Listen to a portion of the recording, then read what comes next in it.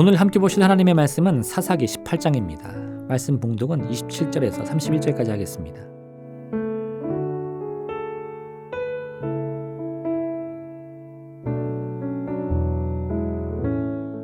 단 자손이 미가가 만든 것과 그 제사장을 취하여 라이스에 이르러 한 가곡 걱정 없이 사는 백성을 만나 칼날로 그들을 치며 그 성읍을 불사르되 그들을 구원할 자가 없었으니 그 성읍이 베드르홉 가까운 골짜기에 있어서 시돈과 거리가 멀고 상종하는 사람도 없었음이었더라.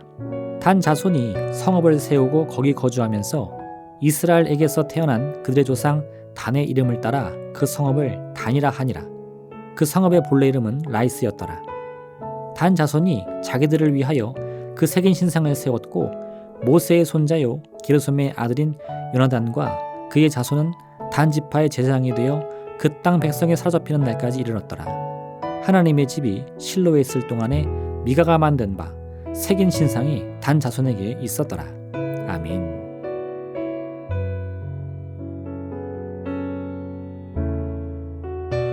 미가는 단 지파의 사람들이 자신의 신상을 도둑질해 갔다는 것을 알고서는 이웃 주민들과 함께 그들의 뒤를 쫓습니다. 21절에서 단 지파 사람들은 어린아이들과 가축과 값진 물건을 앞세웠다는 말씀이 나오는데 그들 역시 미가와 그 무리들이 자신을 쫓아올 것을 이미 예상했던 것입니다. 단 지파의 사람들은 미가를 보자 천연덕스럽게 말합니다. 내가 무슨 일로 이같이 모아가지고 왔느냐. 화가 난 미가는 자신의 신상을 다 도둑질해 갔으면서 자신 보고 무슨 일이라고 묻는 이유가 무엇이냐고 따져 묻습니다. 그러자 단 지파는 본색을 드러냅니다. 미가를 향해서 그 입을 다물라고 협박한 것입니다. 그렇지 않으면 자신들과 함께하는 군사들이 미가는 물론 그와 함께한 사람들을 다 죽일 것이라고 말입니다. 미가가 그들을 훑어보니 그들은 그저 떠돌이 무리가 아니었습니다. 그들은 이미 전진 준비를 마친 군사였습니다. 미가는 즉시 꼬리를 내리고 그대로 물러납니다. 참으로 억울했지만 지금 그들에게 맞섰다가는 그들의 말처럼 목숨을 내놓는 일이 될 것이기 때문이었습니다. 그렇게 미가의 집을 약탈한 단지파는 계획대로 라이스를 쳐들어갑니다. 그리고 또다시 승리를 거두고는 그 땅을 차지했습니다. 오늘 본문의 충격은 여기서 그치지 않습니다. 지금까지는 레위 청년으로 묘사되었던 제사장이 누구인지 그 실체가 밝혀집니다. 그는 모세의 손자요 게르솜의 아들 요나단이었습니다. 단 지파는 미가에게서 빼앗은 신상들을 자신들의 빼앗은 라이스에 세우고는 모세의 손자를 제사장으로 세워 그 우상을 섬기기 시작한 것입니다. 이로써 미가의 등장으로 시작했던 하나의 이야기가 끝을 맺습니다. 놀라운 것은 이 이야기에 등장하는 모든 사람들로부터 하나님이 말씀하신 바 정의, 공의, 자비와 긍휼과 같은 참된 믿음의 일들은 조금도 발견되지 않는다는 사실입니다. 미가는 어머니의 돈을 훔쳤습니다. 그 사실을 알게 된 미가의 어머니는 차마 아들을 저주할 수 없어서 오히려 그를 축복하고 그 돈을 다시 돌려주었습니다. 미가는 이것이 하나님의 은혜라고 착각하고서는 가정의 복을 빌며 어머니가 주신 은으로 우상을 만들었습니다. 그리고 또 이것이 빌미가 되어 결국 단지파 사람들에게 약탈을 당합니다.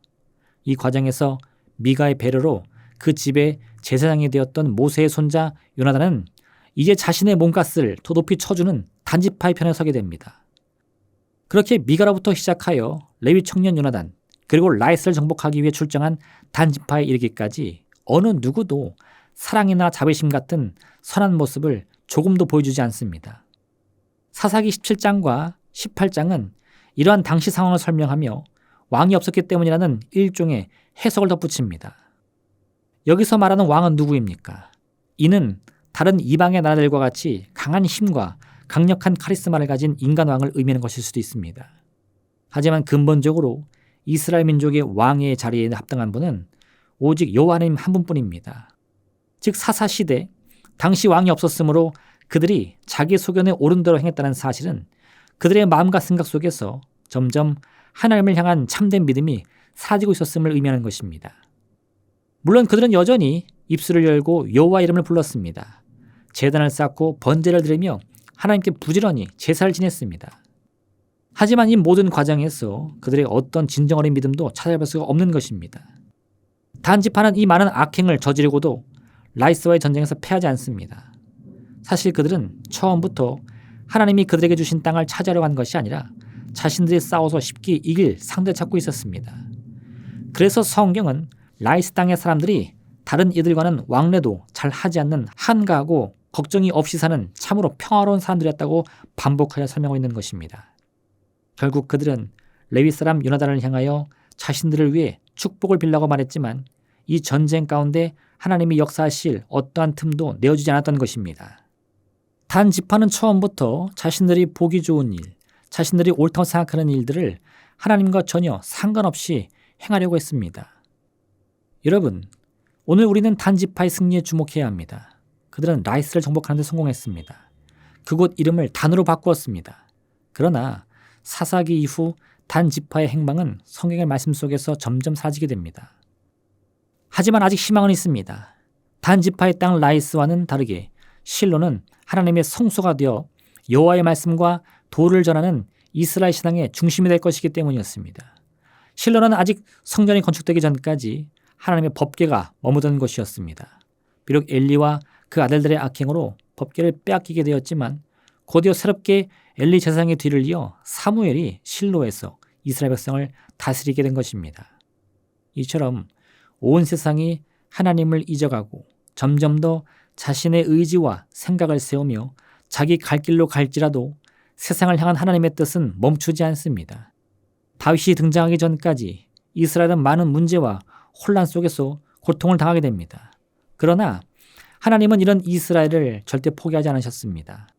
이처럼 사사기는 이스라엘의 절대적인 절망 상황을 있는 그대로 우리에게 보여주는 동시에 그 깊은 절망 속에서도 자신의 뜻을 이루어가시는 하나님의 손길을 또한 우리에게 일러주고 있습니다.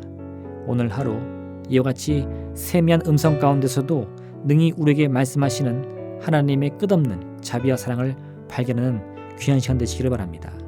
기도하겠습니다. 사랑의 하나님 아버지, 참으로 우리의 인생이 어디로 와서 어디로 가는 인생입니까? 그것을 미처 알지 못할 때 우리는 언제나 이기적인 욕심을 앞세워 스스로의 욕망을 채우기 위해 앞장섭니다. 그러나 이 시간 오직 우리를 구원하신 예수 그리스도의 십자가 앞에 겸손히 엎드려 우리의 모든 것을 주의 손에 맡기게 허락하여 주옵소서. 우리의 죄 허물까지도 용서하시며 또한 주의 선으로 바꾸시는 그 놀라운 능력과 권세 아래 우리의 모든 소망을 걸게 하여 주옵소서. 이를 통해 내 손으로 이루어가는 인생이 아닌 하나님이 나를 위해 예배해 놓으신 그 넘치는 은혜, 풍성한 생명을 맛보는 복된 하루 되게 허락하여 주옵소서. 예수님의 이름으로 기도합니다. 아멘. 하늘에 계신 우리 아버지, 아버지의 이름을 거룩하게 하시며 아버지의 나라가 오게 하시며 아버지의 뜻이 하늘에서와 같이 땅에서도 이루어지게 하소서. 오늘 우리에게 일용할 양식을 주시고 우리가 우리에게 잘못한 사람을 용서하여 준 것 같이 우리 죄를 용서하여 주시고 우리를 시험에 빠지지 않게 하시고 악에서 구하소서. 나라와 권능과 영광이 영원히 아버지의 것입니다. 아멘.